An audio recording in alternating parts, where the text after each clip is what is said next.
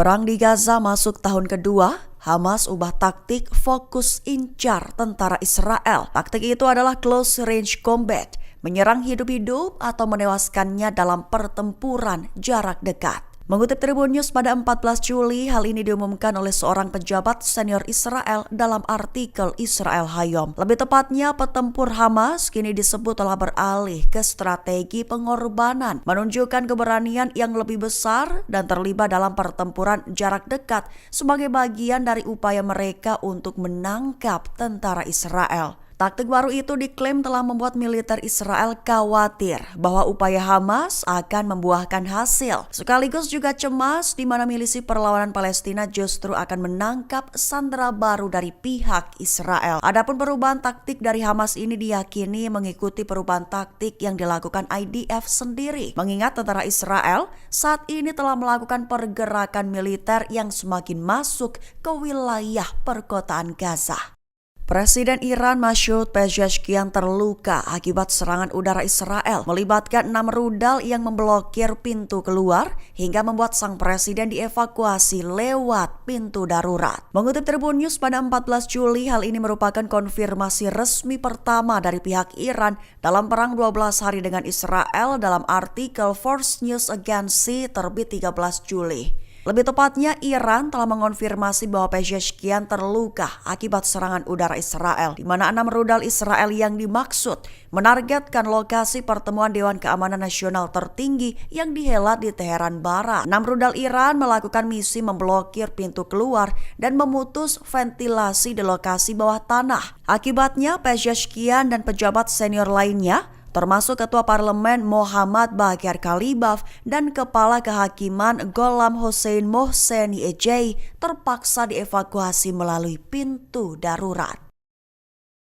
Redem komunikasi inti milik pasukan militer Amerika Serikat di pangkalan terbesarnya di Al Udeid, Qatar hancur, menandakan bahwa pertahanan Patriot Amerika Serikat di pangkalan tersebut sukses dijebol rudal-rudal Iran. Mengutip Tribun News pada 14 Juli, hal ini telah dikonfirmasi oleh pihak Pentagon yang awalnya sempat menyangkal. Lebih tepatnya, penyangkalan oleh pihak Amerika Serikat ini telah berlangsung hampir 20 hari, kini akhirnya terbantahkan setelah citra satelit mengungkapkan kebenaran, di mana diakui sistem pertahanan rudal Patriot gagal mencegat ancaman balistik yang datang. Citra satelit Sentinel-2 menampilkan bahwa serangan itu menghancurkan redem untuk komunikasi utama pasukan. Lantas, insiden tersebut secara tidak langsung telah mengungkap kerentanan pertahanan udara Amerika Serikat di Qatar. Walaupun korban jiwa diklaim tidak ada, namun hangus dan terbakarnya redem itu juga merupakan pencapaian baik, bahkan disebut Iran sebagai pertanda kemenangan.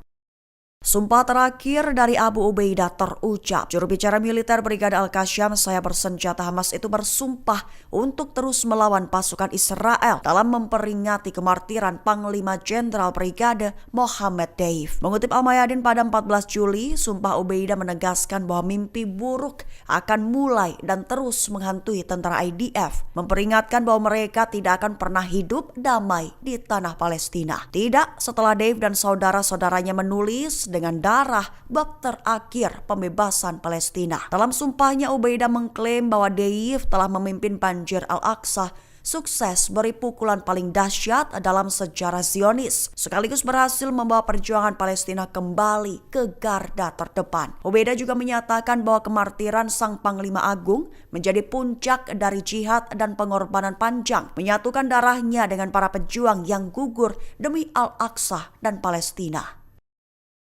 Perang saudara di Suriah kembali pecah hingga menyebabkan pengungsian besar-besaran, di mana terbaru aksi bentrokan terjadi antara kelompok Druze dengan suku Badui di Sweida, Suriah Selatan. Mengutip Al-Mayadin pada 14 Juli, bentrokan terjadi pada 13 Juli malam hingga 14 Juli dini hari. Dilaporkan bahwa konflik bersenjata itu pecah di dekat Bandara Al-Tala dan Jembatan Hazm, utara Sweida. Sementara Kementerian Pertahanan Suriah melaporkan telah mengirim bala bantuan besar ke lokasi kejadian lantaran korban tewas yang ditimbulkan perang saudara tersebut sudah mencapai sedikitnya 37 orang, sehingga sekaligus memicu gelombang pengungsian besar-besaran. Dilaporkan penduduk mengungsi dari kota Kalkala. Dalam pernyataan terbaru, kelompok Druze terkemuka Rejal Al-Karamah menyalahkan pemerintah Suriah atas memburuknya keamanan di Sweida, memperingatkan bahwa kerusuhan ini mengancam perdamaian sipil serta justru membuka jalan bagi kekacauan yang lebih besar.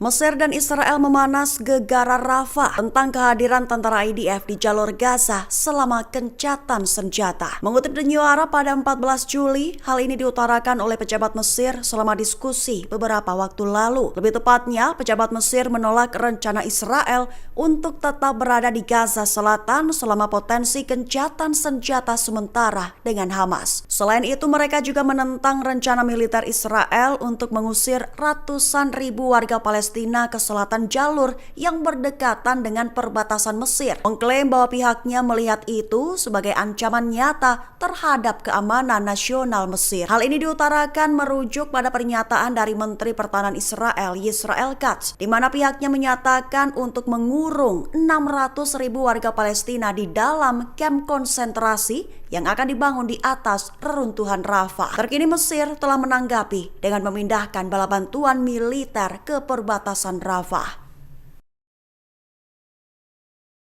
Donald Trump berharap agar gencatan senjata antara Hamas dan Israel dimulai paling lambat minggu depan. Jika tidak, apakah perang akan menjadi solusi? Mengutip The Times of Israel pada 14 Juli, Trump mengklaim punya rencana sederhana tapi efektif untuk mengakhiri konflik meski tak mengungkap detailnya. Ia menekankan pentingnya tekanan maksimal terhadap kedua pihak. Dengan begitu, Trump menginginkan agar gencatan senjata Hamas dan Israel bisa dimulai pada minggu depan. Mesir dan Qatar menyambut pernyataan itu dengan hati-hati. Mereka menegaskan perlunya pendekatan netral dan kolaboratif, bukan retorika sepihak. Jika tak ada terobosan pekan depan, peringatan Trump bisa jadi kenyataan, di mana jalan damai tertutup dan perang kembali menggema.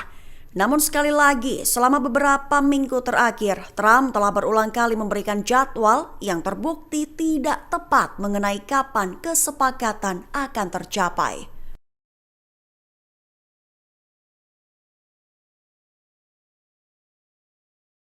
Medan Suriah memanas. Tentara IDF menyita 3 ton senjata di lokasi bekas rezim Asyad bermarkas. Mengutip The Times of Israel pada 14 Juli, aksi penyitaan itu telah dilakukan oleh Israel pada Minggu 13 Juli 2025.